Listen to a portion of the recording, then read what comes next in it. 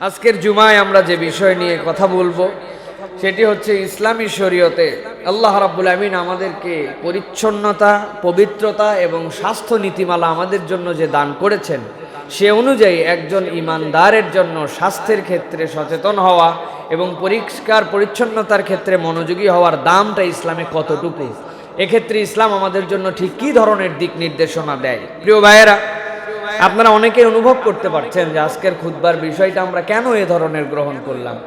আজকে সারা পৃথিবীতে আমরা দেখতে পাচ্ছি যে মানুষজন বড় ধরনের বিপর্যয়ের মধ্যে আছে, যেগুলো আমরা এখন দেখতে পাচ্ছি মানবিক বিপর্যয়ের দিকে চলে যাচ্ছে। বিশ্বে যখন এক শ্রেণী সারা পৃথিবীতে মুসলমানদের উপর নির্যাতন করে, মুসলমানদের উপরে অত্যাচার করে, কারণে অকারণে মুসলমানদেরকে নানা জায়গাতে নিষ্পেষণ করে, আর তারা ক্ষমতার পাওয়ার দেখায় যে মুসলমানদের তো পাওয়ার কম, মুসলমানদের ক্ষমতা কম, মুসলমানদের কিছুই নেই, এরকম একটা ভাব নিয়ে তারা আছে। আর তাদের চলাফেরা দেখলে মনে হয় যে ফেরাউনের থেকেও মনে হয় তারা পাওয়ারফুল, কারণ তাদের হাতে যে ধরনের পারমাণবিক অস্ত্র আছে, তাদের হাতে যে ধরনের সামরিক শক্তি আছে, তাদের বিভিন্ন ধরনের মিসাইল সারা পৃথিবীর বিভিন্ন দিকে তাক করা আছে, বিভিন্ন জন হুমকি দেয় কি না? কিন্তু আল্লাহ রাব্বুল আলামিন সূক্ষ্মাতি সূক্ষ্ম এর সাইজ কি সেইটাও নির্ধারণ করতে অনেকে পারে নাই, বের করতে পারে না। এরকম ছোট্ট ছোট্ট ভাইরাস দিয়া ওই ধরনের দাপটওয়ালাদেরকে এমন কাইদ বানাইছেন, এমন জায়গায় ঢুকাইছেন যে মানুষের সাথে আর কথাও বলতে পারে না, এরকম অবস্থাও হয়েছে কি না? সুতরাং প্রিয় ভাইয়েরা, একটা জিনিস আমাদেরকে সব সময় মনে রাখতে হবে, সব সময়, যে আল্লাহ রাব্বুল আলামিনের ক্ষমতা, সৃষ্টিকর্তার যে পাওয়ার, এই পাওয়ার দুনিয়ার বুকের এই জনবল, দুনিয়ার বুকের অস্ত্রবল, দুনিয়ার বুকের মারণাস্ত্র বল, এইগুলা দিয়ে কাজ হয় না, এইগুলা কোনো রকম কাজ দিবে না। রব্বুল আলামিন চাইলে আল্লাহ যেরকম ওই কাবাকে হেফাজত করার জন্য ছোট্ট ছোট্ট পাখি পাঠাইছিলেন, যেগুলার আমরা এখন পঙ্গপাল বলি, সারা পৃথিবীতে আবার পঙ্গপালের দাপট দেখা গেছে। তারা চিন্তা করছে যে পাখি তো পাখি, একে তো পাখি, দুই নম্বর যে পাখি তো পাখি, এ পাখির আবার কি শক্তি আছে? কিন্তু রব্বুল আলামিন ওই সময় তাদের পায়ের যে ছোট্ট নুড়ি, ওই নুড়িগুলা যখন তাদের উপর নিক্ষেপ হয়েছিল, আল্লাহ কোরআনে আর একটা জায়গাতেও এই ভাষা ব্যবহার করেন নাই, কাসফিম মাকুল, যে এমন ভাবে তাদেরকে শেষ করা হয়েছে, তোমার মারির দাঁত দিয়ে চিবায়া চিবায়া চিবায়া চিবায়া একবার খাইছো, খাওয়ার পরে তুমি মানুষ এইটাকে আর উগরায়ে নিয়ে এসে নতুন করে জাবর কাটতে পারো না। কিন্তু পৃথিবীতে কতগুলা প্রাণী আছে যারা নিজেরা একবার গেলে তারপরে আবার বের করে জাবর কাটে, ডবল ডলা দেওয়ার পরে যে এরকম তুষ হয়, আমি আল্লাহ এই পাখির নুড়িতে তাদেরকে এর থেকে বড় নাস্তানাবুদ করছি। আল্লাহু আকবার। সে আল্লাহ রাব্বুল আমিন আছেন তো? বিশ্বাস হয় তো? সেই আল্লাহই তো আমাদের রব নাকি? ঈমানদারদের অভিভাবক তো সেই আল্লাহ নাকি? সুতরাং প্রিয় ভাইয়েরা, পৃথিবীর যত দেখবেন অত্যাচার, নিষ্পেষণ যত বেশি চলবে, বাড়বে, বুঝবেন এখন সূর্য উদয়ের সময় হচ্ছে। বাচ্চা মনে হয় ভূমিষ্ঠ হবে জন্য মার সর্বশেষ ব্যথা দিয়া মারে জানানোর চেষ্টা করতেছে। সারা পৃথিবীর কাছে যে পরিমাণ ঈমানদারদেরকে, মুসলমানদেরকে সারা পৃথিবীতে জুলুম, অত্যাচার, শুধু ঈমানদার বলে নয়, যার হাতেই পাওয়ার আছে আর যার হাতে পাওয়ার নাই, পাওয়ারওয়ালারা এমনভাবে যারা বিরোধী পক্ষ তাদেরকে জুলুম নির্যাতন করেছে। পৃথিবীতে একটা যে বিপর্যয় এবং তাদেরকে একটা যে ধাক্কা দেওয়া দরকার, আমার মনে হয় আল্লাহ মাফ করুক, এরকম ধাক্কা কিনা, এই জন্য আমাদেরকে সতর্ক হতে হবে। প্রিয় ভাই, আল্লাহ রাব্বুল আমিন কুরআনুল কারীমের মধ্যেও সে কথা বলেছেন, বিমা কাসাবাত আইদিন নাস, তোমরা যে কাজগুলি করছো এইগুলো হচ্ছে তোমাদের হাতের কামাই। সুতরাং তোমরা নিজেরা বান্দারা সতর্ক হও। আমি আল্লাহ রাব্বুল আমিন বান্দাদের প্রতি জুলুম করি না, কিন্তু বান্দারা যখন এমন কতগুলা কাজ করে যেই কাজের দ্বারা সে তার উপরে জুলুম ডেকে আনে, প্রিয় ভাইয়েরা, এই জন্য আমাদেরকে এখান থেকে বাঁচতে হবে। এই বাঁচার ইসলামের মৌলিক থিওরি হচ্ছে ইসলাম পরিচ্ছন্নতা এবং পবিত্রতা আপনাদেরকে শিখিয়েছে। ইসলামের পবিত্রতা কেবলমাত্র বাহ্যিক পবিত্রতা নয়, ইসলামের পবিত্রতা হচ্ছে আভ্যন্তরীণ পবিত্রতা। আল্লাহ রাব্বুল আমিন বাহ্যিক পবিত্রতার আয়াত পরে অবতীর্ণ করেছেন, আভ্যন্তরীণ পবিত্রতার আয়াত আল্লাহ নবী রাসূল পাঠানোর কারণ হিসেবে বর্ণনা করছেন। আল্লাহ রাব্বুল আমিন কি বলেছেন? আল্লাহ বলছেন যারাই নবী রাসূল পৃথিবীতে আসবে তাদের কাজ কি হবে? ইয়াতলু আলাইহিম আয়াতিহি ওয়া ইউযাক্কিহিম ওয়া ইউআল্লিমুহুমুল কিতাবা ওয়াল হিকমা। ইয়াতলু আলাইহিম আয়াতিহি, আল্লাহর আয়াত তাদেরকে পড়ে পড়ে শোনাবে, ওয়া ইউযাক্কিহিম, তাদেরকে গোসল করাবে, তাই তো? হ্যাঁ, তাদেরকে গোসল করাবে? ইউজাক্কিহিম মানে কি? আল্লাহ রাব্বুল আলামিন বলছেন তাদের যে অপরিচ্ছন্ন, তাদের যে কলুষিত, তাদের যে কালিমায় ভরা অন্তর, যাই কারণে তারা দুনিয়ার অবয়বে চোখ কান নাকওয়ালা মানুষ, কিন্তু আল্লাহর কাছে তারা পশুর থেকেও নিকৃষ্ট, ওই মানুষগুলাকে আবার ইউজাক্কি করে, পবিত্র করে, ফেরেশতার থেকে বেশি দামি বানানোর জন্য আল্লাহ দুনিয়ায় নবী রাসূল পাঠাইছে। এটা হচ্ছে নবী রাসূল আসার কারণ। দুনিয়ার মানুষের দাম ফেরেশতার থেকেও বেশি হবে, ফেরেশতার থেকেও অনেক বেশি হবে। কারণ কি? ফেরেশতাদের আপনারা কোনো কোরআন হাদিসে কোথাও কি আপনারা এরকম শুনছেন যে পরকালে যাওয়ার পরে একটা হিসাব হবে, হিসাবের পরে ফেরেশতাদেরকে আল্লাহ ডান হাতে বা বাম হাতে আমলনামা দিবেন, এরপরে বলবেন তোমরা জান্নাতে যাও বাবা জাহান্নামে যাও? শুনেছেন আপনারা কখনো? এরকম কোনো হিসাবই নাই। ওদের হিসাব পশুর মতো ক্লোজ করে দেওয়া হবে। যারা জান্নাতের খাদেম হিসাবে থাকবেন, জাহান্নামের দায়িত্বে, তাদের হিসাব ভিন্ন। এছাড়া যত ফেরেশতা কুল আছে তাদের সাথে পশুর পার্থক্য কি? ফেরেশতাদেরকে আল্লাহ রাব্বুল আলামিন যা বলেছেন তাই করে, ওদের আল্লাহর হুকুমের বাইরে কিচ্ছু করার ক্ষমতা নাই, তাদের গুনাহ করার কোনো ক্ষমতাই দেওয়া হয় নাই তাদের মধ্যে। সুতরাং তাদের কিসের বিচার, কিসের কি? আর এই মানুষ আল্লাহ রাব্বুল আলামিন তাকে সব ধরনের ক্ষমতা দিয়া, সুস্থ একটা ব্রেন দিয়ে, সেই ব্রেন দিয়ে স্বাধীনভাবে চিন্তা করার মতো যোগ্যতা দিয়া, যেই মানুষগুলা এই ব্রেনগুলোকে কাজে লাগায়া আল্লাহর দেখানো পথ অনুযায়ী চলবে, আল্লাহ বলছেন তুমি তো মানুষ, কিন্তু জান্নাতে যাওয়ার পরে এই ফেরেশতারা তোমাদের গোলামি করবে। সুবহানাল্লাহ। এই ফেরেশতারা আমাদের গোলামি করবে। আল্লাহ ফেরেশতাদেরকে আমাদের খাদেম হিসেবে দিবেন। ওরা জান্নাতে আপনার আমার যে ঘোড়া হবে, ওই ঘোড়ার লাগাম ধরে দাঁড়ায় বলবে ওঠেন, কখন উঠবেন? আপনার আমার দরজার সামনে দাঁড়ায় থেকে বলবে আমার জান্নাতে আসেন, আমার জান্নাতে আসেন। আপনার আমার দিকে তাকায় বলবে আপনার কি লাগবে আমাকে শুধু বলেন। সুবহানাল্লাহ। মানুষ, এই মানুষ, যে মানুষকে আল্লাহ রাব্বুল আলামিন এত মর্যাদা দিবেন, এই মর্যাদা দেওয়ার জন্যই আল্লাহ দুনিয়াতে পাঠাইছেন, কিন্তু সেই মানুষ মর্যাদাহীন হয়ে যাচ্ছে আমরা। তার অন্যতম কারণ হচ্ছে পবিত্রতার জ্ঞান। পৃথিবীর মানুষ ইসলাম যদি গ্রহণ না করে, এর থেকে সুন্দরভাবে কেউ পবিত্রতার জ্ঞান তাদেরকে দেয় নাই। আমি অনেক কথা বলবো আজকে, নিয়ত করেছি যদি আল্লাহ রাব্বুল আলামিন আমাদেরকে সুযোগ দেন। একটা কথা বলে শুধু শুরু করি প্রিয় ভাইয়েরা, দেখেন পরবর্তীতেও বলবো, আমাদের দেশে হাত ধো কালচার আছে না আমাদের কাছে। এরপরে আজকে কথা বলবো ইনশাআল্লাহ যে আসলে আমরা বলি হাত ধুতে, আল্লাহ রাব্বুল আলামিন কত দূর পর্যন্ত ধুতে বলেন। আমরা বলি মুখ মাস্ক লাগাও, আমার আল্লাহ কত দূর পর্যন্ত ঢাকতে বলেন, কোন পর্যন্ত রব্বুল আলামিন আপনার আমার জন্য শিক্ষা দিয়েছেন। আমরা বলি দুনিয়ার বুকে পা ধো, হাত ধো, তারপরে ঘরে ঢুকো, আমার আল্লাহ রাব্বুল আলামিন কোন পর্যন্ত পবিত্রতা শিখিয়েছেন। দুনিয়ার বুকে ইসলাম ছাড়া দ্বিতীয় কোনো ধর্ম নাই যেই ধর্মের মধ্যে মানুষের পরিচ্ছন্নতার পুঙ্খানুপুঙ্খ বর্ণনা দেওয়া আছে। দেখেন আমি কতগুলো পয়েন্ট আউট করেছি। দেখেন ইসলাম সর্বোত্তম ভাবে মানুষকে পবিত্র হতে বলে, যে বিষয়ে অন্য কোনো জায়গায় শরীয়তের নির্দেশনা নাই, ধর্মীয় নির্দেশনা নাই, ইসলাম বলেছে। প্রিয় ভাইরা বলবেই না বা কেন? অন্য কোনো ধর্ম যেগুলো আমরা দেখি এইগুলো আল্লাহ রাব্বুল আলামিনের পক্ষ থেকে নয়। যিনি মানুষ উনি ম্যানুফ্যাকচারার এই ধর্মের, আর ইসলাম হচ্ছে সেই ধর্ম যিনি আল্লাহ, যিনি মানুষকে বানিয়েছেন, তিনি ওই মানুষকে চলার জন্য জীবন ব্যবস্থা দান করেছেন। সুবহানাল্লাহ। একজন সাধারণ মানুষ গোঁফ কাটবে, দাড়িকে ছেড়ে দেবে, মেসওয়াক করবে, দাঁত মুখ পরিষ্কার করবে, নাকের মাঝে পানি দিবে, নখ কাটবে, দেহের অঙ্গ সন্ধি যেইগুলো আছে এই অঙ্গ সন্ধিগুলো পরিষ্কার করবে, বগলের নিচের অবাঞ্ছিত লোম পরিষ্কার করবে, নাভির নিচে পরিষ্কার পরিচ্ছন্ন রাখবে, পানি ব্যবহার করবে, শৌচ কাজ করবে, শৌচ কাজের আগে ঢেলা ব্যবহার করবে, তারপরে পানি না পাইলে কি সিস্টেমে ঢেলা ব্যবহার করবে, তারপরে খাতনা করবে। দেখেন কল্পনা করেন এই বিষয়গুলোর ব্যাপারে, প্রত্যেকটার ব্যাপারে শরীয়তের স্পেসিফিক নির্দেশনা ইসলাম আপনার আমার জন্য দিয়েছে। মোষ কাটবে বলে দিল, কিন্তু মোষটা কেমনে কাটবে তার নির্দেশনা শরীয়তে আছে কিনা? দাড়ি ছেড়ে দিবে, এই দাড়িটা ছেড়ে দিবে, কোন পর্যন্ত ছাড়বে, কেমনে ছাড়বে, কোন বয়সে ছাড়বে, ইসলামের নির্দেশনা আছে কিনা? একটা সাধারণ নখ কাটবে, সপ্তাহে কয়বার কাটবে, কিভাবে কাটবে, কোনখান থেকে কাটা শুরু করবে, ইসলামে এই বিষয়ে নির্দেশনা আছে কিনা? একটা বাথরুমে যাবেন, যাওয়ার পরে আপনি ঢেলাকুলুপ ব্যবহার করবেন, শীতকালে ঢেলাকুলুপ ব্যবহারের ধরন কি হবে পুরুষের জন্য, গরমকালে ছেলেদের জন্য ঢেলাকুলুপের ব্যবহারের ধরন কি হবে? Islam is the complete code of human life. ইসলাম এ বিষয়ে আপনার আমার জন্য পূর্ণাঙ্গ নির্দেশনা দেয়। সুবহানাল্লাহ। প্রিয় ভাইয়েরা সাধারণভাবে দেখেন আমরা বলি ঢেলাকুলুপ পানি আছে, তারপরেও কেন ঢেলা ব্যবহার করব? না করলে হয় কিনা? বেশিরভাগ ফুকাহে কেরামের মতামত হচ্ছে আগে ঢেলা ব্যবহার করার পরে পানি ব্যবহার করা হচ্ছে সর্বোত্তম পবিত্রতা, সর্বোচ্চ পরিষ্কার। কেন? বিজ্ঞান বলছে এখন বাচ্চাদেরকে আপনারা শৌচাগারের মধ্যে খালি পায়ে পাঠায়েন না। শুনেছেন আপনারা এই কথা? কেন খালি পায়ে কেন পাঠাতে মানা করছে বলতে পারেন?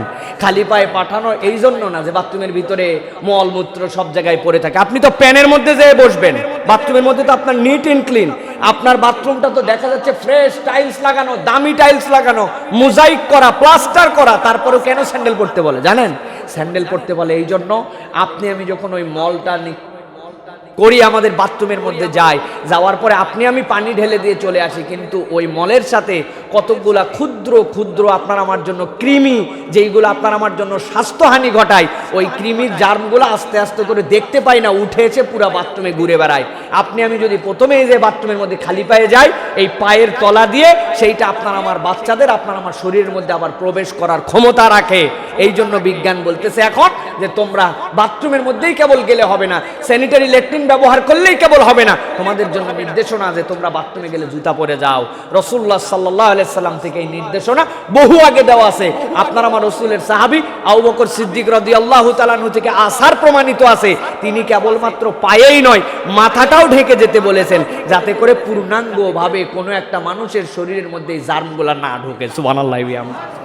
সুতরাং ইসলাম এইরকম ভাবে আপনার আমার জন্য সর্বক্ষেত্রে নির্দেশনা দিয়েছে প্রিয় ভাইয়েরা। সুতরাং আমাদের জীবনকে যদি সুন্দর করতে হয়, আমাদের জীবনে যদি পরিচ্ছন্নতা এবং পবিত্রতার সর্বোচ্চ রূপ যদি আমাদেরকে নিতে হয়, আমার কথা হচ্ছে আপনি যে ধর্মাবলম্বী হন, আমাদের দাওয়াত থাকবে আপনি ইসলামকে গ্রহণ করেন, আপনি ইসলামকে বুঝেন, ইসলাম কোন সুশীতল ছায়ার নিচে আপনাকে ডাকছে সেটা অনুভব করেন। যদি নাও করেন, সময় যদি বেশি দিন লাগান, কিন্তু তার আগে ইসলামের দেওয়া পরিচ্ছন্নতার নীতিমালাটা অন্তত গ্রহণ করে নেন। এটা উন্মুক্ত দাওয়াত আপনাদের কাছে, আপনি যে ধর্মের হন, আপনি খ্রিস্টান হন, আপনি হিন্দু হন, আপনি ইসলামকে অপছন্দ করেন, বুঝার চেষ্টা করেন ইসলাম, কিন্তু যতদিন গ্রহণ না করছেন অন্তত ইসলাম যে পবিত্রতা এবং পরিচ্ছন্নতার নীতিমালা দিয়েছে, মেহেরবানি করে এইটা গ্রহণ করেন। তাছাড়া বিশ্বের মধ্যে থেকে আপনি এই যে মহামারী, এইটাকে আপনি প্রপারলি দূর করতে পারবেন না, এটা প্রপারলি দূর করতে পারবেন না প্রিয় ভাইয়েরা। দেখুন আল্লাহ রাসূল সাল্লাল্লাহু আলাইহি সাল্লাম কি বলছেন। শুরু করি আমরা প্রথমেই দেহ পোশাক এবং বাড়ি পরিচ্ছন্নতার ব্যাপারে রাসূল সাল্লাল্লাহু আলাইহি সাল্লাম কি নির্দেশনা দিয়েছেন। রাসূলুল্লাহ সাল্লাল্লাহু আলাইহি সাল্লাম বলছেন, নাযিফু উরা ক্বালা আফনিয়াতাকুম ওয়ালা তাশাব্বাহু বিল ইয়াহুদ তাজমাউল আকবা'a ফি দুরিহা। রাসূলুল্লাহ সাল্লাল্লাহু আলাইহি সাল্লাম বলছেন, ও আমার উম্মত, ও প্রিয় মুসলমানেরা, কিয়ামত পর্যন্ত অনাগত আমার যারা নসলের উম্মত হবে, তোমাদের জন্য আমি রসুল বললাম, তোমার বাড়িঘর, তোমার বাড়িঘরের আশপাশ, তোমার বাড়ির আঙিনাটা আমি রসুল তোমাকে নির্দেশ দিলাম তুমি পরিচ্ছন্ন করে রাখো, পরিষ্কার করে রাখো, সুন্দর করে রাখো তোমার বাড়িঘর। প্রিয় ভাইয়েরা, আপনি আমি দেখেন রাসূলুল্লাহ সাল্লাল্লাহু আলাইহি ওয়াসাল্লাম এরপরে কি নির্দেশনা আপনার আমার জন্য দিয়েছেন, কি উদাহরণটা দিয়েছেন। রাসূল সাল্লাল্লাহু আলাইহি ওয়াসাল্লাম বলছেন, তোমরা ইহুদি নাসারাদের মতো করো না। ইহুদিদের চরিত্র হচ্ছে তারা ঝাড়ঝাঁটা দিয়া পুরা বাড়ির এক অংশ পরিষ্কার রাখে, আরেক অংশ সেইটা জড়ো করে রাখে, এটা তারা ফেলে না। এইটা ইহুদিদের সাথে রাসূল সাল্লাল্লাহু আলাইহি ওয়াসাল্লাম আপনারা আমার জন্য খেলাপ করতে বলেছিলেন। আজকে আমরা খেলাপ করছি কিরকম? আজকে ইহুদি নাসারারা চূড়ান্ত পরিচ্ছন্ন, চূড়ান্ত পরিষ্কার, আর মুসলমানেরা অপরিষ্কারের অপরিষ্কার, ঠিক কিনা? আমাদের বাড়ি ঘরের দিকে তাকান আপনি, কোনো কেয়ার নাই আমাদের পরিচ্ছন্ন। এটা যে মুসলিম বাড়ি, তার বাড়ির ওয়াল দেখলেই তো বিরক্ত লাগে, তার বাসার বাহিরটা দেখলে বিরক্ত লাগবে আপনার কাছে। কোনো রকম পরিষ্কার পরিচ্ছন্নতার কোনো চিন্তা নাই। কবে তার বাড়িতে আগাছা দিছে, পুরা বাড়ি ঘর ময়লা এলোমেলো, কোনো কিচ্ছুর মধ্যে গুছানো নাই, কোনো পরিষ্কার পরিচ্ছন্নতা নাই। এটা তো আমরা যে মুসলমানরা কি ক্যারেক্টার নিয়ে ঘুরতেছি। এই আমাদের মসজিদের ওয়ালের বাহির দিকটা একটু তাকায় যান, তাহলে আপনারা মোটামুটি টের পাবেন। কি বড় বড় পোস্টার লাগাইছে, জায়গায় অমুক জায়গায় ইসালে সব মাহফিল, অমুক জায়গায় তাফসিরুল কোরআন মাহফিল। মসজিদের ওয়ালে, যেইটা মসজিদ আপনার আমার জন্য ইবাদত গৃহ, যে জায়গায় একটা পোস্টার লাগানোর ক্ষেত্রে অনুমতি নিতে হবে আপনার। আপনি কার ওয়ালে পোস্টার লাগাচ্ছেন, আপনি কার ওয়ালে চিকা মারতেছেন, আপনি কার ওয়ালে লিখে দিচ্ছেন, আপনি কার ওয়ালে ইসলাম প্রচার করতেছেন। আপনি যদি এজাজত না নিয়ে এই ওয়ালের মধ্যে পোস্টার লাগান, আল্লাহর কাছে ওই দিন বাদী হিসাবে ওই লোক আপনাকে আপনার নামে রিপোর্ট করবে, আল্লাহর কাছে রিপোর্ট করবে। ভালো করে বুঝেন এইটা, মাসালাটা খুব আবেগের আমাদের কাছে। হুজুর ওয়াজ মাহফিলের পোস্টার, তাফসিরুল কোরআন মাহফিলের পোস্টার, আমাদের এই মাহফিলে কত লোক যাবে, একটা লোক যদি যায় হেদায়েত হলে আমরা সবাই কল্যাণ পাবো। ভাই সব ঠিক আছে, কিন্তু এই হেদায়েতের প্রসারের তরিকাটা ইসলাম জানাইছে না জানাই নাই? আপনি একবার অনুমতি নিলেন না, বাড়িওয়ালা রং করে রাখছে, তিনি আপনাকে পারমিশন দিল না, আপনি রাত্রেবেলা গোপনে ইচ্ছা মতো এসে পোস্টার লাগাই দিয়ে চলে গেলেন। আমাদেরও গা শোয়া হয়ে গেছে এখন দেখতে দেখতে, যে যা এটা মানা করলেও শুনবে না, শুনলেও শুনবে না, লাগাক। কিরকম নোংরা মানসিকতা আমাদের। মসজিদটার দিকে তাকায় দেখেন, মসজিদটার দিকে তাকায় দেখেন। আমি সারা দেশের যারা আছেন, যারা পোস্টার লাগান, বিশেষ করে ধর্মীয় মাহফিলের, ধর্মীয় প্রোগ্রামের, আমি তাদের কাছে দাবি দিলাম, মেহেরবানি করে কোনো একটা জায়গাতে অনুমতি ছাড়া আপনারা কখনো পোস্টার লাগাবেন না, সাটাবেন না। যদি সেরকম হয় দড়িতে বেঁধে ঝুলায় দেন আপনি, ওইটা কিছুদিন পর খুলে ফেলে দেওয়া যাবে। কিন্তু যেই জায়গায় আপনি লাগাবেন, আপনি যদি ওইটা তোলার জিম্মাদারি না নেন, তাহলে আপনার কাছে কিন্তু আল্লাহর কাছে আপনার হক নষ্ট করেছেন। এই হক নষ্টের হিসাবে আপনাকে জিম্মাদার হতে হবে। এই হচ্ছে পরিচ্ছন্নতা, এই হচ্ছে ইসলামের থিওরি আপনার আমার জন্য। কেবলমাত্র পরিচ্ছন্নতা মানে এরকমই না যে রাস্তাঘাট ঝাঁট দিয়ে চকচকারো রাখলেন আপনি। প্রিয় ভাইয়েরা, এই জন্য আমাদের জন্য এই পবিত্রতার ক্ষেত্রে, পরিচ্ছন্নতার ক্ষেত্রে বড় মনোযোগী হতে হবে। মসজিদের দেখবেন আপনারা, আমাদের যেইগুলা অজুখানা থাকে, আপনাদের কাছে এর আগেও আমি গল্প করেছি আপনাদের কাছে, তকি উসমানী, আল্লামা তকি উসমানী, তার ঘটনার মধ্যে তিনি উল্লেখ করেছেন যে এক লোক নতুন করে খ্রিস্টান হয়েছে, খ্রিস্টান থেকে মুসলমান হয়েছে। মুসলমান হওয়ার পর একদিন মসজিদে আসছে, মসজিদে আসার পরে সে একটা ব্রাশ নিয়ে মসজিদের সব যেইগুলো অজুখানার ময়লা টয়লা সে পরিষ্কার করতেছে। লোকজন এসে বলতেছে, তুই আগে ছিলি খ্রিস্টান, এখন হয়েছিস মুসলমান, কিন্তু মন মানসিকতা তোর এখনো পরিষ্কার মানে পরিবর্তন হয় নাই, আগের মতোই সেই খুঁতখুতায় আসিস। মুসলমান হওয়ার পর এখন এসে এই পরিষ্কার পরিচ্ছন্ন তুই ড্রেনের কাজের মধ্যে লাগছিস, মসজিদের ড্রেন পরিষ্কার করতে লাগছিস। চিন্তা করেন, পাকিস্তানের ঘটনা যদিও, কিন্তু মেন্টালিটির অবস্থা কি? একজন খ্রিস্টান সে মুসলমান হওয়ার পরে সে দেখছে মুসলমানদের অজুখানা এরকম অপরিষ্কার, থাকতে পারে না, সে পরিষ্কার করে আর মুসলমানটাকে ক্রিটিসাইজ করে। এই হচ্ছে আমাদের চরিত্র প্রিয় ভাইরা। অথচ আমাদের কিরকম পরিষ্কার পরিচ্ছন্নতা থাকা উচিত ছিল প্রিয় ভাইরা, আমরা অপরিচ্ছন্ন। অথচ রাসূলুল্লাহ সাল্লাল্লাহু আলাইহি সাল্লাম বলছেন, তুমি তোমার বাড়িঘর পরিষ্কার রাখো, তুমি তোমার বাড়িঘরকে সুন্দর করে আশপাশটুকুকে পরিষ্কার পরিচ্ছন্ন রাখো। আমি আমার প্রিয় মা বোনরা যারা আমার কথা শোনেন, তাদের জন্য একটা মেসেজ দিতে চাই। আমরা অনেক সময় বাহ্যিক পরিষ্কার পরিচ্ছন্নতায়, বাহ্যিক চাকচিক্যতায় আমরা খুব মনোযোগী হই। আমরা আমাদের সুন্দর করে আমাদের ড্রয়িং রুমটা খুব সুন্দর করে সাজায় রাখছি, কিন্তু ড্রয়িং রুমের খাটের নিচে যে কি অবস্থা, আপনার চুলার উপরটা, রান্নাঘরটা ফিটপাট, চুলার নিচ, চুলার পিছনে, চুলা আপনি যেইগুলাতে আপনার জন্য রান্নার জন্য ইনস্ট্রুমেন্ট যেগুলোর মধ্যে রাখেন, সেইগুলো যে কি তেল চিটকা, সেইগুলো যে কি ময়লা। আমি তো আমার বাসায় অনেক সময় বলি, সাধারণ একটা লুসনি যেইটা দিয়ে আপনি ওই হাঁড়ি ধরেন, মার গালেন, যেইটা দিয়ে আপনি হাঁড়ির উপরে ঢাকন নামান, ওইটা যে কবে কিনছেন এটা আর মনে নাই, ওইটা চিটকা হইতে হইতে ওইটাতে হাত দেওয়া যায় না, এরকম অবস্থা। ওইটার পরিষ্কার পরিচ্ছন্নতা নাই, বরকত কমে যাবে প্রিয় ভাইয়েরা। এই জন্য বরকত যদি পেতে চাই, রাসূলুল্লাহ সাল্লাল্লাহু আলাইহি ওয়াসাল্লামের দেওয়া তরিকা অনুযায়ী আপনাকে আমাকে পরিচ্ছন্ন হতে হবে। রাসূল সাল্লাল্লাহু আলাইহি ওয়াসাল্লামের নির্দেশ এটা, নাযিফু উরা, তুমি তোমার বাড়ির আশপাশ, আঙিনা সবকিছু পরিষ্কার করে রাখো। যে ব্যক্তি বাড়ির আঙিনাকে পর্যন্ত পরিষ্কার করার নির্দেশনা রাসূল থেকে পায়, নিশ্চয়ই বাড়ির অভ্যন্তরটা তার জন্য কতটুকু পরিষ্কার হতে হবে। প্রিয় ভাইয়েরা, রাসূলুল্লাহ সাল্লাল্লাহু আলাইহি সাল্লাম এরপরে বলছেন যে দেখো, তোমাদের জন্য কতকগুলো প্রাইম নির্দেশনা আমি রাসূল দিয়ে গেলাম। ইত্তাকুল মালাইনাত সালাস, আল্লাহ নবী বললেন তোমরা 3 ধরনের অভিশাপ থেকে বেঁচে থাকো। অভিশাপ কয়টা? 3টা। কিলা ইয়া রাসূলুল্লাহ মাল মালাইন, সাহাবায়ে কেরাম বলেন ইয়া রাসূলুল্লাহ অভিশাপ কি? অভিশাপ ইয়া রাসূলুল্লাহ, সেটা কি ধরনের অভিশাপ? আল্লাহ নবী বললেন এটা করলেই তোমার উপরে অভিশাপ হবে। কি অভিশাপ? কিলা মাল মালাইন ইয়া রাসূলুল্লাহ, অভিশাপটা কি?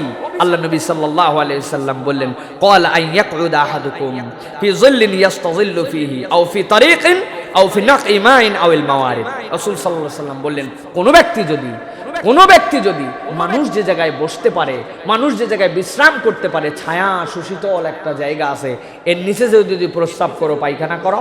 2 নম্বর, কোনো ব্যক্তি যদি রাস্তাঘাটে ফুটপাতে তোমরা যদি প্রস্রাব পায়খানা করো। আর 3 নম্বর, রাসূলুল্লাহ সাল্লাল্লাহু আলাইহি সাল্লাম বলেন আও ফি নাকিল মা, যে জায়গাতে জলাধার আছে, এই ওই জলাধারের কোনায়, পাশে, উপর থেকে জলাধারের মধ্যে তোমরা এই 3 জায়গায় যদি মলমূত্র ত্যাগ করো, আমি রাসূল বললাম তোমার উপরে আল্লাহ এবং তার ফেরেশতাদের অভিসম্পাত পতিত হতে থাকবে। নাউযুবিল্লাহি মিন যালিক। ভালো করে বুঝে নেই প্রিয় ভাইরা, এই 3টার মধ্যে অনেক বড় নির্দেশনা আছে। প্রথমটা কি বললেন আল্লাহ রাসূল সাল্লাল্লাহু আলাইহি ওয়াসাল্লাম? যেখানে ছায়া সুশীতল পরিবেশ, যেখানে মানুষ বসে, যেখানে মানুষের জন্য আরাম করার জায়গা, আমাদের যেখানে আরাম করার জায়গা, সেখানেই আমাদের জন্য প্রস্রাব করার জায়গা। দেখবেন এখানে যাত্রী ছাউনি, উপজেলা পরিষদ অমুক পরিষদ থেকে যাত্রী ছাউনি দিছে, মানুষজন যেন এই জায়গায় একটুখানি আরাম করে। উনি তার পাশেই ডানে অথবা বামে একটু নিচুর দিকে আছে, দাঁড়ায় ওই জায়গায় প্রস্রাবখানা বানায় ফেলছে। আছে কিনা? আছে কিনা? আমাদের দেশে সব জায়গায় প্রস্রাব করে। আমাদের রাসূল সাল্লাল্লাহু আলাইহি ওয়াসাল্লাম তুমি রাস্তাঘাটে প্রস্রাব করো না। আমাদের রাস্তাঘাট আর ফুটপাত, এতে তো শেষ পর্যন্ত আরবি লেখছে যে মামনুউল বাউল, এই জায়গাতে প্রস্রাব করা নিষেধ। লোকজন চিন্তা করছে বাপ রে বাপ, কোরআন শরীফের বোধহয় কোনো আয়াত লেখছে, এই মনে করে তাও দুই একজন প্রস্রাব করতে একটু ভয় পায়। চলেন নাই? আমাদের ধর্ম মন্ত্রণালয় থেকে এই উদ্যোগ নিয়ে এই কাজ করছে যে প্রস্রাব ঠেকানো যায় না, রাস্তাঘাটে দাঁড়ায়া এইগুলা প্রস্রাব করার। বেশিরভাগ যেইগুলা দাঁড়ায়া মুতনেওয়ালা এইগুলা বেয়াদবের বেয়াদব, এগুলো মহা বেয়াদব এগুলা। কারণ বসে যারা প্রস্রাব করে তাদের ন্যূনতম ধর্মীয় একটা অনুভূতি আছে, এনারা তো কোনো অনুভূতি নাই, কিচ্ছু নাই এনাদের অনুভূতির মধ্যে। প্রিয় ভাইরা, দাঁড়ায় কুত্তার মতো প্রস্রাব করে দিল যেখানে সেখানে। ওর তো চিন্তা করলো আমার মাখলেই কি আর সাফ হলেই কি, অপরিষ্কার হলেই কি। এমনকি আমি তো বিরক্ত হয়ে গেছি, সারা দেশে সফরে যাই, বিভিন্ন জায়গায় যাই, প্রত্যেকটা জায়গাতে যেগুলো হাইওয়েতে যেগুলো রেস্টুরেন্ট আছে, হাইওয়েতে যেগুলো টয়লেট আছে বিভিন্ন জায়গায়, যেখানে বসে করা এবং দাঁড়ায় করার জন্য পার্থক্য করা আছে, তারপরেও এক ধরনের বেয়াদব অশিক্ষিত এই ধরনের লোকগুলা, শিক্ষিত কিন্তু এদের মধ্যে শিক্ষার সে জায়গাটা জাগ্রত হয় নাই। আমরা বসে করি, আমাদের কাপড়ে যেন না লাগে, নামাজ পড়তে হয়, উনারা ওর মধ্যেও দাঁড়ায় প্রস্রাব করে। আছে কিনা? ওখানেও দাঁড়ায় প্রস্রাব করবো ওরা। আমরা যে বদনাটা নিয়ে পানি ব্যবহার করব, ওই বদনাটা পর্যন্ত নাপাক করে যায়, কারণ ওর তো পানি নেওয়ার কোনো চিন্তা নাই, ও দাঁড়ায় প্রস্রাব করে কুত্তার মতো চলে গেল। মানুষ হলে মানুষের মতো আচরণ করতে হবে। প্রিয় ভাইয়েরা, আপনার যদি এক্সকিউজ থাকে যে আপনি দাঁড়ায়েই প্রস্রাব করতে, আপনি বসতে পারেন না, রাসূলুল্লাহ সাল্লাল্লাহু আলাইহি ওয়াসাল্লাম জীবনে একবার দাঁড়ায় প্রস্রাব করেছেন, সেটার জন্য জায়েজ আছে উম্মতের জন্য। কেন? যে তার এক্সকিউজ আছে, সে বসতে পারে না, তার মানে তারপরেও জোর করে বসতে হবে, না হলে তার ঈমান চলে যাবে, এরকম নয়। কিন্তু এক্সকিউজটা কি আপনার এক্সকিউজ তো কিছুই নাই। আপনি দাঁড়ায় প্রস্রাব করাকে আপনার অভ্যাস বানায় ফেলছেন। প্রিয় ভাইয়েরা, মেহেরবানি করে এখান থেকে বাঁচার চেষ্টা করেন, তাছাড়া আল্লাহ রাব্বুল আমিনের লানত আপনার আমার উপরে যাবে। তাহলে প্রথম লানত কি? ছায়া সুশীতল জায়গায় প্রস্রাব করা যাবে না, যে জায়গায় মানুষ বিশ্রাম করে, যে জায়গায় মানুষ আরাম করে, যে জায়গায় সুন্দর একটা গাছ আছে, তার আশপাশে প্রস্রাব করা যাবে না। 2 নম্বরে কি? রাস্তার মধ্যে, ফুটপাতে। ইমানদার মুসলমান তো দূরের কথা, কোনো মানুষ হিসাবে ইসলামের নির্দেশনা সেই জায়গায় মলমূত্র ত্যাগ করতে পারে না। আর 3 নম্বর নাকাইল মা, এমন একটা জায়গা, জলাধার, এমন একটা সুন্দর পুকুর, এমন একটা সুন্দর ডোবা আছে, দেখে মনে হচ্ছে এটা মনে হয় কেউ আবাদ করে না, এটা কেউ কিছু করে না। আমাদের ধারণা যে এই যাবতীয় প্রস্রাব করার জন্যই বানানো হয়েছে, কোনো একটা পান নিচুর দিকে একটু দেখলেই হয়েছে, বইসে আর দাঁড়ায় হোক এই জায়গায় প্রস্রাব করে দিল। রাসূল সাল্লাল্লাহু আলাইহি ওয়াসাল্লাম বারবার নিষেধ করেছেন, জলাধার যেইটা, এইখানে যেন তোমরা প্রস্রাব পায়খানা করো না।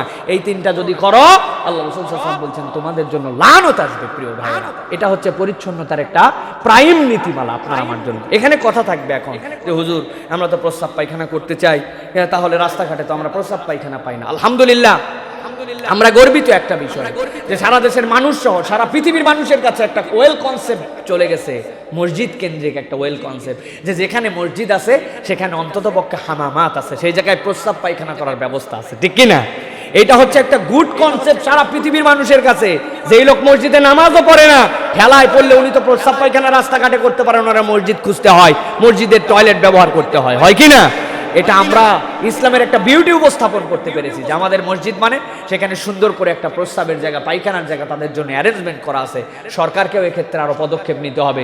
কমন কতগুলো প্লেসে আপনি টাকা পয়সা নিয়ে এই কাজ করাতে পারবেন না। আমাদের মানুষজন অনেক সময় প্রস্রাব করতে যায় না, হুজুর প্রস্রাব করতে গেলে 10 টাকা নেই, আগে 5 টাকা নিতে, এখন প্রস্রাবই করে আর পায়খানা করি, কারণ সবগুলা পায়খানা ভিতরে যায়, কি করছে এটা তো উনি জানে না। এই জন্য 10 টাকা না হলে হবে না, এরকম সব জায়গায় করা যাবে না। পাবলিক প্লেসে আপনাকে কিছু উন্মুক্ত সার্ভিস দিতে হবে, পরিষ্কার পরিচ্ছন্ন করবে, তার জন্য লোক রাখবে, গভর্নমেন্ট সেটা বেয়ার করবে। কিন্তু সব জায়গাতে আপনি টাকা নেবেন, পাবলিক টয়লেট মানেই টাকা, তাহলে এবার পাবলিক কেমনে নাম হইলো এটা? সুতরাং এই ক্ষেত্রেও আমাদেরকে সচেতন হতে হবে। প্রিয় ভাইয়েরা, এটা হচ্ছে একটা দিক গেল, যেটা হচ্ছে আমাদের প্রস্রাব পায়খানার ক্ষেত্রে। রাসূলুল্লাহ সাল্লাল্লাহু আলাইহি ওয়াসাল্লাম এরপরে বলছেন যে শোনো, তোমাদের বাড়িঘরের ক্ষেত্রে রাসূল সাল্লাল্লাহু আলাইহি ওয়াসাল্লামের নির্দেশনা, লা ইয়ানকাউ বাউলুন ফি তাসতিন ফিল বাইত ফা ইন্নাল মালাইকাতা লা তাদখুলু বাইতান ফিহি বাউলুন মুনকাতা। আল্লাহ নবী সাল্লাল্লাহু আলাইহি ওয়াসাল্লাম বলছেন, তোমরা প্রস্রাব পায়খানা তোমাদের বাড়ির মধ্যে যেন সংরক্ষিত না হয়, এমনভাবে প্রস্রাব পায়খানার জন্য ব্যবস্থাপনা করো যেন সেইটা বাড়িতে আটকায় না থাকে, নির্ধারিত একটা যেই জায়গাতে হাউস আছে, ট্যাঙ্কি আছে, সেই জায়গায় চলে যায়। আজকের দুনিয়াতে আধুনিক স্যানিটারি ল্যাট্রিনের জন্য আমাদের নির্দেশনা আছে কি না? যে আপনারা উন্মুক্ত জায়গায় করবেন না, যেই জায়গাতে স্যানিটারি সার্ভিস থাকবে, যে জায়গায় কুয়া থাকবে, পাট থাকবে, তার মধ্যে যেন যায়, এরকম যেন আপনারা ব্যবহার করেন। রাসূলুল্লাহ সাল্লাল্লাহু আলাইহি সাল্লাম 1450 বছর আগে ইমানদার মুসলমানদের জন্য এই নির্দেশনা দিয়েও গেছেন। রাসূলুল্লাহ সাল্লাল্লাহু আলাইহি সাল্লাম দেখায়ও গেছেন মদিনা থেকে যে তোমাদের জন্য এই আধুনিক স্যানিটারি ল্যাট্রিন এখন আন্দোলন হয়েছে। এখনো তো আমাদের পাশের দেশের মানুষেরা এখন পর্যন্ত 60% লোকজন রাস্তাঘাটে আর মাঠে ময়দানে এখন পর্যন্ত বাথরুম করে। ওদের সারা ভারত ঘুরে আসলাম, সব জায়গায় লেখা, রাস্তায়, তারপরে মাঠে ঘাটে আমরা পায়খানা করি না, আমরা করি এই জায়গায়। তার মানে বোঝা যায় আমরা করি না মানে অনেক লোক করে, না করার জন্য উৎসাহ দিচ্ছে। আলহামদুলিল্লাহ বাঙালিরা আমরা মোটামুটি 95% আমরা সুসভ্য হয়ে গেছি। আমরা আলহামদুলিল্লাহ রাস্তাঘাটে প্রস্তাব পায়খানা করার মতো মেন্টালিটি নাই। পুরুষদের তো নাই, নারীদের তো অসম্ভব ব্যাপার, কিন্তু ওদের দেশে নারীদেরটাও এখন পর্যন্ত বেশি আছে। প্রিয় ভাইরা, চিন্তা করেন কি সাংঘাতিক অবস্থা তাদের। আল্লাহ রাব্বুল আমিন রাসূল সাল্লাল্লাহু আলাইহি সাল্লাম বলছেন, এটা কাউকে কটাক্ষ করার জন্য নয়, রাসূলুল্লাহ সাল্লাল্লাহু আলাইহি সাল্লাম নির্দেশনা দিয়ে গেছেন যে তোমাদের ঘরের মধ্যে তোমরা অথবা তোমাদের বাড়ির মধ্যে এরকম কোনো অ্যারেঞ্জমেন্ট রেখো না যেখানে প্রস্রাব পায়খানা তোমাদের জন্য জড়ো হয়ে থাকে, সেটা যেন মাটির নিচে চলে যায় অথবা ড্রেনেজ সিস্টেম দিয়ে সেটা যেন আউট হয়ে যায়। এই ক্ষেত্রে আপনাকে আমাকে সতর্ক হতে হবে প্রিয় ভাইয়েরা। এই ক্ষেত্রে আধুনিক ফ্যামিলিগুলোতেও আমাদের জন্য একটা বিষয় সতর্ক হতে হবে। তাছাড়া আমরা এই বদদোয়ার মধ্যে পড়বো। আমরা অনেক সময় কমোড ব্যবহার করি, কমোডে ফ্ল্যাশ, যেটা আমাদের ফ্ল্যাশ নষ্ট থাকে, বা ছোটরা যখন বাথরুমে যায় তারপরে ফ্ল্যাশ করতে পারে না, ফ্ল্যাশ করাটা আমাদের জন্য জরুরি। কারণ এই হিসাবে তস্ত মানে কি, কোনো একটা পাত্রে যেন তোমরা প্রস্তাব পায়খানাকে জড়ো করে রাখো না। কেউ যদি অসুস্থ হয়, অসুস্থতার জন্য কেউ যদি মানে বেড পেন ব্যবহার করে, এটা উচিত হবে এটা বাইরে ফেলে দেওয়া, ঘরের মধ্যে সংরক্ষণ না করা। রাসূলুল্লাহ সাল্লাল্লাহু আলাইহি ওয়াসাল্লাম বলছেন যারা প্রস্তাব পায়খানা তাদের ঘরের এরকম করে রেখে দিবে, ফেরেশতারা সেই ঘরের মধ্যে প্রবেশ করবে না। সুতরাং আমাদেরকে সর্বোচ্চ পরিচ্ছন্নতার ক্ষেত্রে আমাদেরকে এই পদক্ষেপগুলো নিতে হবে প্রিয় ভাইয়েরা। আল্লাহ রাব্বুল আমিন আমাদেরকে তৌফিক দান করুক। এরপরে রাসূলুল্লাহ সাল্লাল্লাহু আলাইহি সাল্লাম বলছেন, আম্মাতু আযাবিল কবরি ফিল বাউলি ফাস্তানজিহু মিনাল বাউল। এটা হাইসামির হাদিস। রাসূল সাল্লাল্লাহু আলাইহি ওয়াসাল্লাম বলছেন, তোমাদের মধ্যে আমি দেখেছি অধিকাংশ মুসলমান, অধিকাংশ যারা আসো, তোমাদের কবরের আযাব যেটা হয়, এই কবরের আযাবের অন্যতম কারণ হচ্ছে তোমরা পরিষ্কার পরিচ্ছন্ন হও না ভালো করে প্রস্রাব থেকে। প্রস্রাবের অপবিত্রতার কারণে, প্রস্রাব করার পরে অসতর্কতার কারণে আপনার আমার জন্য প্রিয় ভাইয়েরা এইটা বিপদের কারণ হয়, এইটা আপনার আমার কবরে আযাবের কারণ হয়। সুতরাং আমাদেরকে এই প্রস্রাবের পবিত্রতার ক্ষেত্রে সর্বোচ্চ সতর্ক হতে হবে প্রিয় ভাইয়েরা। আমরা এক্ষেত্রে কিন্তু খুবই উদাসীন, অনেক সময় খুবই উদাসীন, আমরা তাড়াহুড়া আছে, ব্যস্ততা আছে, এই জন্য আমরা প্রস্রাব করে একরকম বেরিয়ে চলে আসলাম। পবিত্রতার সর্বাঙ্গীন আপনার আমার জন্য হয় না। এক্ষেত্রে সতর্ক হতে হবে। ইসলাম কতগুলো নির্দেশনা দিয়েছে, প্রস্রাব করার পরে একটু অপেক্ষা করা, একটুখানি নালীগুলা দিয়ে, পুরুষের নালী দিয়ে যেন প্রস্রাবটা পড়ে যায় তার জন্য অপেক্ষা করা, ঢেলা কুলুপ ব্যবহার করা, এরপরে পানি ব্যবহার করা। এক্ষেত্রে আমাদেরকে ইসলামের নির্দেশনা মেনে চলতে হবে। তবে ঢেলা কুলুপ ব্যবহার করার কথা শুনলেই আমাদের কনসেপ্টে নানান ধরনের কনসেপ্ট আসে। ঢেলা কুলুপের তো অনেক সোয়াব, অনেক ধরনের কথাবার্তা ঢেলা কুলুপের ব্যাপারে বলা হয়। ঢেলা কুলুপ যে ব্যবহার করবে মিজানের পাল্লায় এই ঢেলা কুলুপ যাবে। শুনছেন না আপনারা? শোনেন নাই আপনারা? আমাদের বলতে বলতে রাসূল সাল্লাল্লাহু আলাইহি ওয়াসাল্লামের হাদিস বানাইতে বানাইতে এমন কথা বলে, ঢেলা কুলুপ ব্যবহার করলে এটা মিজানের পাল্লায় যাবে, মানে ঢেলা কুলুপের ফজিলত। আমি বললাম এই কথা আপনি কেন বলেন? ওই মানুষ করতে চায় না, তো এই জন্য উৎসাহ দেওয়ার জন্য এই কথা বলতেছি। তো উৎসাহ দেওয়ার জন্য রাসূল সাল্লাল্লাহু আলাইহি ওয়াসাল্লামের হাদিস বানানো যাবে? এই উৎসাহ শুনে ছোটবেলায় আমাদের এক বন্ধু দেখছি পেশাব করে ওয়ালের সাথে এরকম করে লেগে আছে। বললাম কি ব্যাপার? তুই বলে আমার তো ছোট ছোট ঢেলা, এটা কতখানি ওজন হবে, এই জন্য পুরা ওয়ালে আমি ঢেলা হিসেবে ব্যবহার করলাম যাতে ওজন বেশি হয়। আমি বললাম তোর বুদ্ধি আরো ভালো দেই, তুই একবারে উপর হয়ে শুয়ে পড় মাটিতে, তাতে পুরা জমিন তোর জন্য ঢেলা হয়ে গেল। এই সকল অবান্তর কথা এইগুলি বলা যাবে না। রাসূলুল্লাহ সাল্লাল্লাহু আলাইহি ওয়াসাল্লাম যতটুকু বলেছেন ততটুকু আপনার আমার জন্য নিতে হবে। এই প্রস্রাব করার পরে কত মাসালা সব জায়গায়, যে হুজুর 40 কদম হাঁটার ব্যাপারে কি বলা হয়েছে। আমি তো বলবো ভাই, আমি ক্ষুদ্র, আমার জ্ঞান তো বড়ই সীমিত, কিন্তু রাসূলুল্লাহ সাল্লাল্লাহু আলাইহি ওয়াসাল্লামের কোন হাদিসে, বাপগুলা তো আলাদাই, বাপগুলা তো হাদিসগুলা পড়েছে বুখারী মুসলিমের, কোন জায়গায় 40 কদম হাঁটতে হবে এটা ধরে নিয়ে আপনাকে ঘোরাফেরা করতে হবে, এরকম অরুচিকল কোন হাদিস রাসূলুল্লাহ সাল্লাল্লাহু আলাইহি ওয়াসাল্লামের আমল থেকে এটা প্রমাণ আমার কাছে নাই। প্রিয় ভাইরা, আপনি যদি বাথরুমের মধ্যে থাকেন, যেই জায়গাতে আপনি আবৃত অবস্থায় আছেন, সেখানে যদি আপনি উঠে দাঁড়ান, সেখানে দুই একটা ধাপ যদি দেন, এটা আপনার পার্সোনাল বিষয় যে আপনি যদি পরিষ্কার ক্ষেত্রে আপনি সতর্ক হচ্ছেন। কিন্তু যেটা উন্মুক্ত জায়গা, এই জায়গাতে আপনি নিয়ে 40 কদম ঘুরবেন, কোঁত মারবেন, কাঁত মারবেন, এইটা ইসলামের শালীনতার মধ্যে এটা পড়ে না প্রিয় ভাইরা। ইসলাম এই শালীনতা আপনাকে আমাকে শেখায় নাই। এক্ষেত্রে দুটা জিনিস আমি বারবার আপনাদের কাছে বলি প্রিয় ভাইরা, কোনো কাউকে আমরা টিস করে কাউকে প্রতিপক্ষ বানায় কথা বলছি না, মাসালা জানানোর জন্য বলছি। ধরুন আপনি বাথরুমের মধ্যে গিয়েছেন, আমি এর আগে বলেছি মনে হয় এই কথাটা, বাথরুমে যাওয়ার পরে আপনি বড় কাজ সেরেছেন, বড় কাজ সারার সময় আপনাদের মধ্যে কেউ একজন হাত তোলেন তো, হুজুর আমি বড় কাজ সারছি কিন্তু প্রস্রাব করি না, এরকম কারা পারেন? দু একজন নাই আপনাদের কেউ?